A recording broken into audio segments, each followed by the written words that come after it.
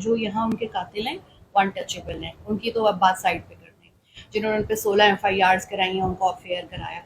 ان کی جو 5 قاتل باہر کے ملک میں ہیں نا، ہم اس کے حوالے سے بات کر رہے تھے۔ خیر میں نے وہ سارا سبمٹ کر دیا، وہ بھی اٹھا کے اٹارنی جنرل کو دے دیا گیا، اور فی الحال کچھ نہیں ہوا۔ اب میں آپ سب کی توسط سے یہ بتا رہی ہوں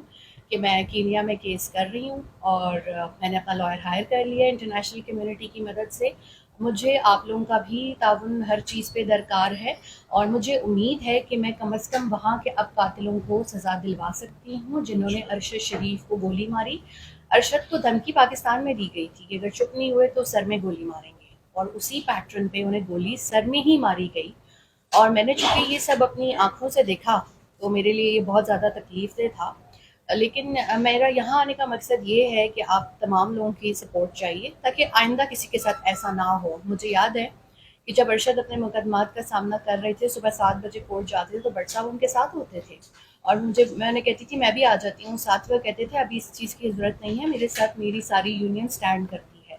اب چونکہ وہ دنیا میں موجود نہیں ہیں تو ہم سب کو ان کی آواز بننا پڑے گا، چاہے وہ پاکستانی کورٹ ہوں، چاہے وہ افریقن جو ہے وہ کورٹس ہوں، کہ ہمیں وہاں پر اس چیز کو لے کے چلنا ہے۔ Committee to protect journalist RSF ایک ایسے ادارے ہیں کہ اگر آپ مشکل حالات میں ہیں تو آپ فوری طور پہ ان کے ساتھ کانٹیکٹ کریں، آپ کی مدد کرتے ہیں۔ لیکن جو ہمیں سب سے زیادہ مدد دے سکتا ہے وہ ہمارا جو انٹرنیشنل فیڈریشن آف جرنلسٹ ہے، وہ ہمیں مدد دے سکتا ہے، اور انٹرنیشنل کورٹ آف جسٹس مدد دے سکتا ہے، کیونکہ اس میں 3 ممالک انوالو ہو گئے، پاکستان، UAE اور اس کے ساتھ کینیا۔ اور کینیا بڑا لالس سا ملک ہے، آپ یہ دیکھیں کہ انہوں نے میری کسی کیوری کسی کوشچن کا جواب نہیں دیا۔ اب یہ ہے کہ اب وہاں پر جب میں اپنی پٹیشن دائر کر رہی ہوں، پھر اس کے بعد مقدمہ سٹارٹ ہوگا، تو وہاں پر یہ ہوتا ہے کہ آپ ان پہ جو ہے وہ لا سوٹ فائل کر سکتے ہیں، اور میں یہ کر رہی ہوں بطور انڈیویجول کر رہی ہوں، اور اس میں میرے ساتھ تمام جو باہر کے ملک کی یونین ہیں وہ سٹینڈ کرتی ہیں۔ تو میری گزارش ہے کہ آپ لوگ بھی اس کاز میں میرے ساتھ جو ہے وہ سٹینڈ کریں۔ انصاف لینا مشکل بہت ہے لیکن ناممکن نہیں ہے، اور میں چونکہ بہت ہرٹ ہوئی ان 5 کی رہائی سے، ان کی پروموشن سے، اس لیے میں نے اپنے تمام جتنے بہن بھائی ہیں نیشنل پریس کلب میں ان کو ٹیکسٹ کیا، لاہور سے بھی ایون مجھے آپ کی جو یونین ممبرز ہیں سینئر جو ہمارے ایڈیٹرز ہیں ان کے میسج آئے، انہوں نے کہا کہ نہیں، you should go, you should talk to all of them, اور ہم ایک پھر مشترکہ لاہ عمل بنا کے چاہے شاعر دستور پہ احتجاج کریں، کینیا کے سفارت خانے کے باہر احتجاج کریں، کیونکہ تھوڑا سا ہوش ہمیں اپنی عدالتوں کو بھی دلانا ہوگا کہ 2 مہینے سے 2 اینکرز کی ہیئرنگ ہی نہیں آتی۔ جو ارباب بھابھی ہیں، جو مسز عمران ہیں، وہ بھی اتنا روتی ہیں، انہوں نے مجھے بتایا کہ 2 مہینے سے ان کے کیس کی ہیئرنگ نہیں آئی۔ تو میں نے ان سے کہا کہ بہن میں بھی آپ کے ساتھ ہی ہوں، میرے شوہر کے کیس کی ہیئرنگ بھی 2 مہینے سے نہیں آئی۔ سو اب جو بھی کرنا ہے وہ بٹ صاحب ہمیں جو ہے وہ رہنمائی کریں گے، نیئر ہمیں بتائیں گی، ہمیں ہمارے جو ہے ہمارے صدر بتائیں گے کہ کس طریقے سے جو ہے اس کو کیا جائے گا۔ بٹ سو فار 10 مہینے سے زائد ہو گیا ہے، ارشد شریف کا کوئی بھی قاتل کہیں بھی گرفتار نہیں ہوا۔ Thank you.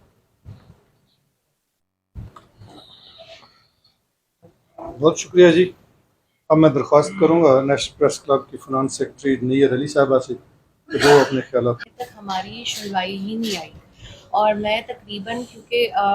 میں نے اس کے بعد ثانیہ کے بعد بہت علالت فیس کی ہے، تو 15 منٹ میں روسٹرم پہ کھڑی رہی، اور 15 منٹ بعد میرے وکیل کو بولنے کی اجازت دی گئی۔ وہاں ہمارے وکلاء کو بولنے کی اجازت بھی نہیں دی جاتی، وہاں ایک کنٹرولڈ انوائرمنٹ ہوتا ہے، اور صرف اٹارنی جنرل جو ہے وہ اپنی بات زیادہ کر سکتا ہے۔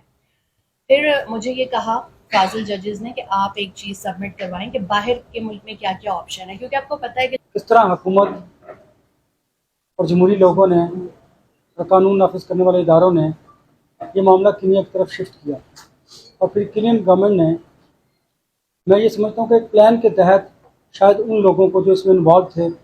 کچھ عرصے کے لیے جیل میں رکھا، اور جب انہوں نے دیکھا کہ یہ دھول بیٹھتی چلی جا رہی ہے تو اب انہوں نے ان کو ریلیز کر دیا، جو کہ واقعی الارمنگ ہے۔ پاکستان میں جس طرح کا انصاف ناپید ہوتا چلا جا رہا ہے، اور صرف شاید چند جو بااثر طاقتور لوگ ہیں انہیں کے گرد گھومتا چلا جا رہا ہے، اور عام آدمی کو انصاف نہیں مل رہا، اس سے ہمیں مایوس ہونے کی بات ہرگز نہیں ہے۔ ہم ایز اے جرنلسٹ،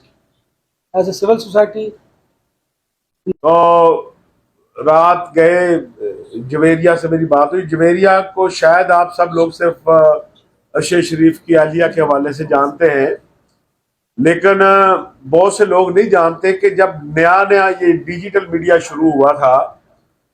تو PFUJ کی پورے پاکستان میں ڈیجیٹل میڈیا کو ہیڈ جویریہ کرتی تھی، اس وقت عام لوگ جو ہیں وہ ان کو اس کا استعمال بھی نہیں آتا تھا. تو خیبر سے کراچی تک ہمارا جو بھی ایشو ہوتا تھا, کسی جرنلسٹ کا ایشو ہوتا تھا, تو جویریہ اس سے رابطہ کرتی تھی, پھر اس کو ہائی لائٹ کرنا, پھر وہ پی ایف جے کے سامنے آتا تھا. تو اس لیے جویریہ کا پی ایف جے کے ساتھ جنم کا ایک ساتھ ہے, اس لیے آپ تنہا نہیں. عزیز دوستو, ارشد شریف کا سانحہ کی جہاں تک تعلق ہے, میں یہ سمجھتا ہوں کہ آج بھی ارشد شریف کی لاش چراہے میں پڑی ہے اور ہر کوئی اس کو اپنے انٹرسٹ کی خاطر نوچ رہا ہے. پولیٹیکل پارٹیوں نے اپنے مفاد کی خاطر نوچا, حکومت نے اپنے مفاد کی خاطر نوچا, اداروں نے اپنے مفاد کی خاطر نوچا, جو کہ ہمارے لیے قتل سے بھی زیادہ تکلیف دہ عمل ہے. جب جس دن ارشد شریف کی شہادت ہوئی تو میں اس دن لاہور میں تھا, آسما جہانگیر کانفرنس تھی لاہور میں. تو ظاہر ہے وہاں پوری دنیا سے لوگ آئے ہوئے تھے, میں نے بھی وہاں پریس فریڈم پہ بات کرنی تھی. تو رات لیٹ تک ظاہر ہے دنیا بھر کے جو مندوبین آتے ہیں آپ ان سے گفتگو کرتے ہیں, تو لیٹ گیا. تو صبح جب میں اٹھا تو مجھے میرے دوست نے اٹھایا اور اس نے کہا کہ جی آپ نے سوشل میڈیا انسانی حقوق کی علمبردار ہونے کی حیثیت سے اب ہم سب کا یہ فرض ہے, یہاں پر جو لوگ بیٹھے ہوئے ہیں, کہ ہمیں اپنے اپنے تئیں اس کی آواز کو بلند کرنا ہے. یہاں پر بیٹھا ہر شخص باشعور ہے, اسے پتہ ہے سوشل میڈیا کا دور ہے, کہ ہم نے ارشد شریف شہید کے اس کیس کو دبنے نہیں دینا, اس دھول کو بیٹھنے نہیں دینا.